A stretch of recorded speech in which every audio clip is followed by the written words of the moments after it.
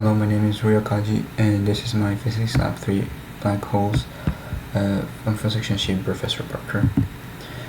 So, introduction. The purpose of this lab is to find the mass of the black hole by analyzing the star's motion and find the initial velocity so that the spaceship can get close to the black hole. And a brief review of my results. This is the mass of the black hole I got and the initial velocity. So for this lab, we needed to use Newton's second law and the universal gravitation force, which those equations are over here. You can see that F net is the derivative of the momentum, and can also be used to get the velocity update and the momentum update and position update formulas, and that's the universal gravitational force, which I use to calculate the gravitational pulls on the systems and surroundings. So for part 1, finding the mass of the black hole, the system is a black hole and the surroundings are the star, and the initial conditions given were that the mass of the star is 2 times 10 to the power 30, and that was the time interval, and the time for the first observation data point is 0 seconds. And this is the closed script code. I used the velocity to calculate the initial and final momentum vectors using the momentum update, and then the changing velocity and changing momentum, and I continued to use these values to calculate the mass of the black hole, as you can see on line 190, starting on line 194.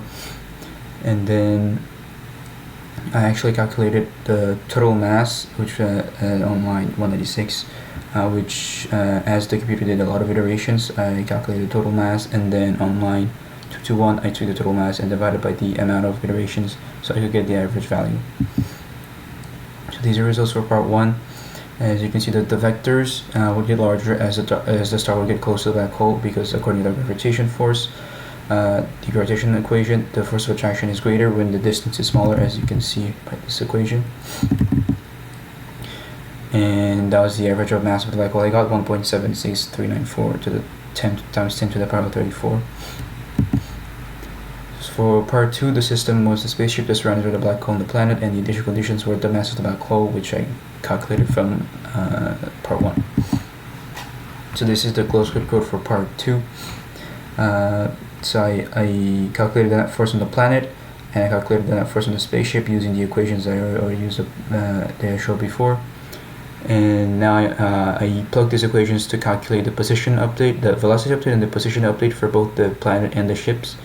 And it actually to give me back if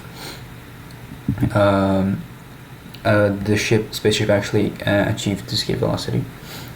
So I found the initial velocity for the ship to get close to the black hole while not colliding with the surroundings, which was the planet. And then the ship's trajectory was altered by the gravitational pull of the black hole. As you can see in the graph, the purple line is being altered. And then the ship reached its escape speed to get out of the gravitational force of the black hole, as you can see on the graph. So it stopped being, got out of the gravitational field, and that was the initial velocity of the ship was minus 2 times 10 to the power 7 and 1 to the 10 to the power 7 and 0 meters per second. The discussion, the velocity of the system does have an effect on how it interacts with its surroundings. Some possible errors is that I didn't have enough time for the program to run in the timer, and that might have gotten a least accurate representation of the black hole mass for part 1, and determined the initial velocity for part 2 through trial and error, so more accurate and tighter velocity may be able to be found. What does that mean?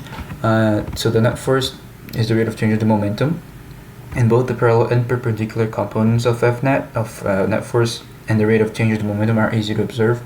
However, the rate of change of the momentum is much simpler to calculate, because we can simply multiply the mass by the change in velocity.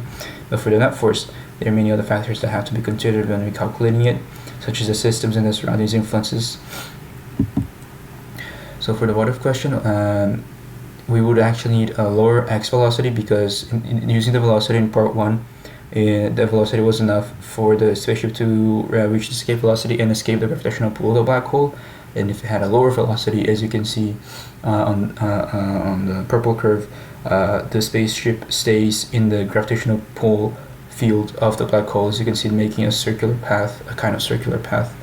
And that's the closed script code that I used to show it. So for the conclusion, in this lab I used Newton's second law and the universal gravitational force to find the mass of the black hole and the initial velocity of the spaceship required for it to reach escape velocity and meet specific scenarios, such as getting close to the black hole or keeping it from colliding. And I also observed similarities between the net force and changing momentum.